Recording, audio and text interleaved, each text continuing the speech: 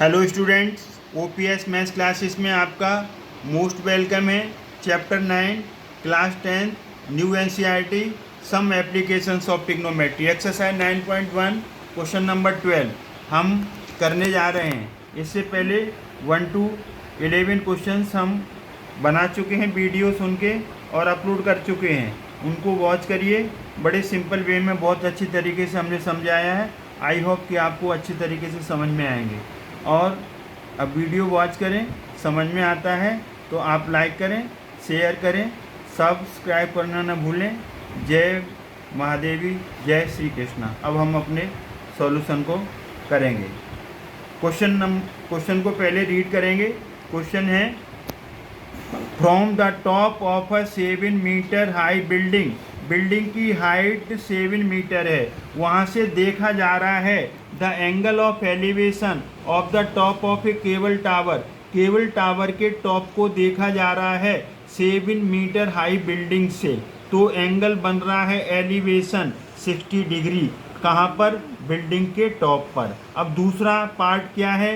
And the angle of depression of its foot, it's का मतलब building cable tower का जो फुट है उसका एंगल उसके टॉप पर, बिल्डिंग के टॉप पर बन रहा है, वहीं पर 7 मीटर हाई बिल्डिंग पर डिप्रेशन 45 डिग्री, क्योंकि बिल्डिंग के टॉप से फुट को देखेंगे ना केबल टावर की तो डिप्रेशन बनेगा।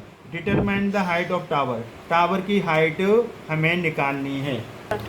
तो आपकी बिल्डिंग ए और बी, ए बी बिल्डिंग हो गई 7 मीटर, ए किसी बेस पर खड़ी हुई है, इसको बेस ले लिया। अब यहाँ पर आँख है, ऑब्जर्वर यहाँ से देखता है, किसको देखता है? केबल टावर, केबल टावर के टॉप को देखता है। किसके टॉप से देखता है? बिल्डिंग के टॉप से। तो यहाँ पर एंगल बनेगा, तो इसके लिए हमने इमेजिनरी लाइन ले ली यहाँ पर। तो यहाँ पर इसका डी का ए पर एंगल बन गया एलिवेशन 60 डिग्री। तो यहाँ पर ये केबल टावर बड़ी होगी, क्योंकि यहाँ पर एलिवेशन एंगल बनेगा इसके टॉप का, तो ये बिल्डिंग बड़ी होगी। यहाँ पर ये ए बी किसकी सिचुएशन है? बिल्डिंग की। और डी सी किसकी सिचुएशन है? केबल टावर की। तो बिल्डिंग को हमने ए और बी ले लिया, इसको सी और डी ले लिया। नेमिंग कुछ भी कर सकते हैं। यहाँ से इमेजिनरी लाइन बनाई थी, वो ई बन गई। तो यहाँ से देखा टॉप को तो 60 डिग्री का एंगल बना ये इमेजिनरी लाइन के साथ। अब इसी आँख से, यही टॉप से, बिल्डिंग की टॉप से अब हम देख रहे हैं टावर के फुट को, टावर के फुट को, केबल टावर के फुट को देखा तो एंगल ऊपर बनेगा डिप्रेशन। जब ऊपर से नीचे देखते हैं तो आँख पर डिप्रेशन एंगल बनता है। तो इस इमेजिनरी लाइन ए ई के साथ ये 45 डिग्री का एंगल बन गया, 45 degree. Alternate interior angles equal होती हैं, तो हम यहाँ 45 डिग्री ले लेंगे, क्योंकि ये किसकी शेप बन गई? जेड की। अगर ये 45 का ऊपर बन रहा है तो नीचे भी 45 का बनेगा अल्टरनेट इंटीरियर एंगल होने से। तो एक तो ट्रायंगल आप कंसीडर करेंगे जिसको हमने शेडेड कर दिया ए बी सी, और एक आप कंसीडर करेंगे, कंसीडर करने का मतलब लेंगे, कौन सा लेंगे? डी ई ए। ये दो एंगल बन गए राइट एंगल ट्रायंगल। तो इन दो राइट एंगल ट्रायंगल को आप लेंगे। तो हमने क्या कर दिया, यहाँ पर दिया है A B equal to E C equal हो जाएंगे opposite sides of a rectangle. ये 7 मीटर आ जाएगा। ये किसका काम कर रहा है? ये है बिल्डिंग, हाइट ऑफ बिल्डिंग। ये क्या है? हाइट ऑफ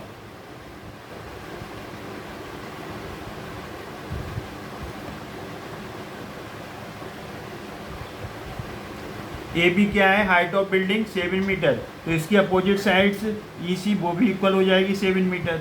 और हमने लेट क्या कर लिया? बी सी, बी सी को हमने, और बी सी और ए ई इक्वल आ जाएंगे, क्यों? Opposite sides of a rectangle are equal. तो एक्स मीटर लेट कर लिया। और जो पूरी बिल्डिंग थी वो ई सी पार्ट तो 7 आ गया ए बी के इक्वल। ऊपर का जो पार्ट बचा है उसको डी ई को हमने एच मीटर लेट कर लिया। तो यहाँ से यहाँ तक एच हो गया। तो अब पूरा डी सी कितने का आएगा? पूरा डी सी एच प्लस 7 का आ जाएगा। Therefore D C will be H plus 7, H plus 7 metre आ जाएगा आपका। ये टोटल आपकी यहाँ पर नेमिंग हो गई। नेमिंग होने से आपको कोई प्रॉब्लम नहीं आएगी। अब हम ले रहे हैं इन अ ट्रायंगल हमने ए बी सी को कंसीडर करना है। ट्रायंगल ए बी सी कौन सा है? ए वाला ए और बी सी ए वाला है। तो इसमें लगाएंगे आपको tan थीटा। क्या लगाएंगे? tan theta perpendicular upon base. इसकी कंडीशन क्या बन रही है छोटे वाले ट्रायंगल की? छोटे वाले ट्रायंगल की कंडीशन ए बी और सी, इसको x लिया है, ये 7 है, तो यहाँ पर जो एंगल बन रहा है वो 45 डिग्री का। ये बनाने के लिए कोई ज़रूरत नहीं, लेकिन समझने के लिए हमने बना दिया। अगर आपके समझ में आ गया तो डायरेक्ट भी कर सकते हैं। तो यहाँ पर tan थीटा कितना है? 45 डिग्री। परपेंडिकुलर कौन है? A B. बेस क्या है? B C. tan 45 क्या है? 1। ए बी क्या है? हाइट ऑफ द बिल्डिंग 7 और बेस x है। तो हम यहाँ पर इसको क्रॉस मल्टीप्लाई कर देंगे। tan 45 1, ए बी 7 दिया है, बी सी x दिया है, क्रॉस मल्टीप्लिकेशन करेंगे तो x = 7। अगर पूछा जाए तो ये आ गया distance between tower and building. Distance between tower and building पूछी जाए तो 7 मीटर, लेकिन पूछी नहीं गई है, कोई बात नहीं। अब हम यहाँ पर से दूसरा ट्रायंगल ले लेंगे। तो दूसरा ट्रायंगल है आपका, दूसरा ट्रायंगल हम लेंगे DEA। कौन सा लेंगे हम? DEA। तो इसकी कंडीशन क्या बन रही है? D यहाँ पर है, E यहाँ पर है और A यहाँ पर है। AE तो कितना है? X BC के इक्वल है, और DE को हमने क्या ले लिया था? H। और यहाँ एंगल कितना एलिवेशन दिया था? 60 डिग्री।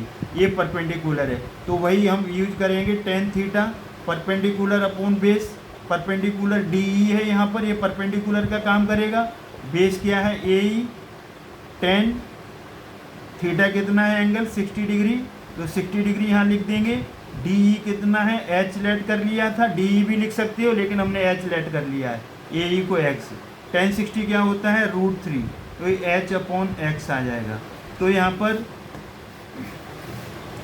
क्रॉस मल्टीप्लाई करेंगे, √3 का x से हो जाएगा √3x H। इसको हमने इक्वेशन नंबर 2 दे दिया, और पहली वाली जो इक्वेशन थी उसको हमने फर्स्ट दे दिया।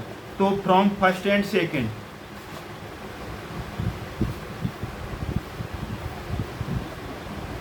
फ्रॉम फर्स्ट एंड सेकंड, तो सेकंड में x की वैल्यू रख दो। x कितना है? h।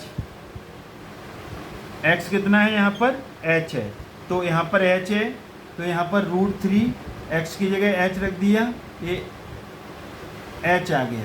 h = x यहाँ पर 7 है, सॉरी x 7 है, तो x की जगह 7 रख देंगे, तो 7 √3, ये h आ गया। अब हमारी टोटल हाइट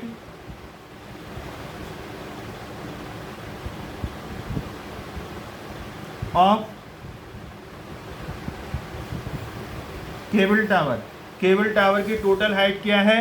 DC, और वो DC कितनी है? H+7। यहाँ का पार्ट 7, ऊपर का H है, तो ये total height TV tower DC = 7 + H। 7H, H की वैल्यू अभी आई है आपकी